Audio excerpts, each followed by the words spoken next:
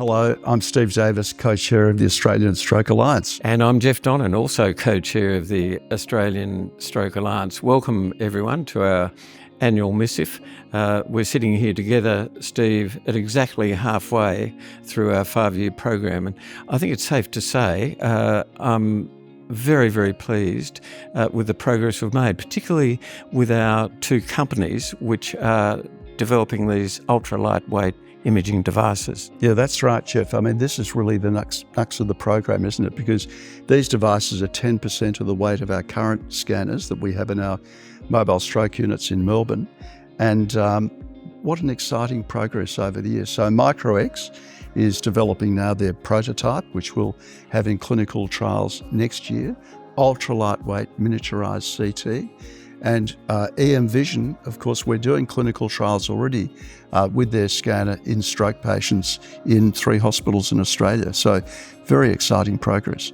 Time is marching forward very quickly, and also with our mobile stroke program here in Melbourne, where so-called MSU2, our second mobile stroke unit, is to be launched in the southwest and southeast, so that this will be the second mobile stroke unit in Australia and will be supported by our state government. Yeah, it is very exciting. It's a proof of principle that pre-hospital care improves outcomes.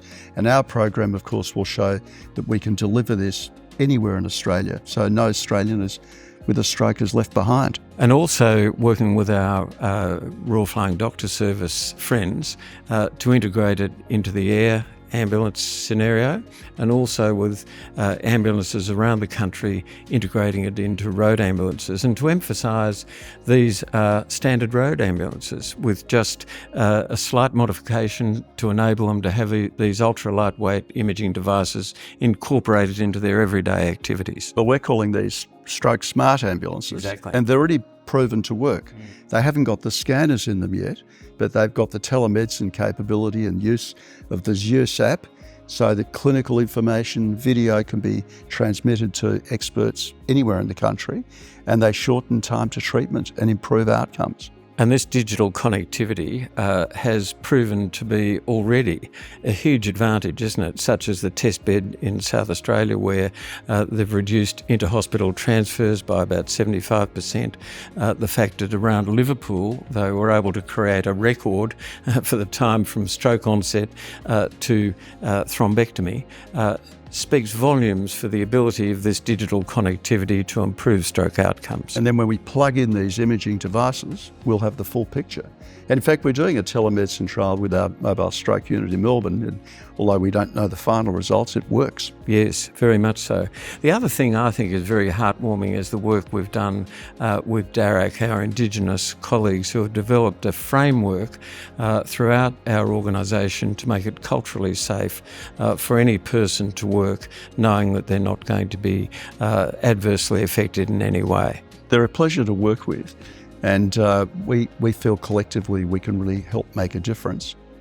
As you know, DARAC is branches of the tree, and we're one of the branches of that tree. Exactly. But very much the questions are led, like Ask the Question. We're wearing the badge as we speak.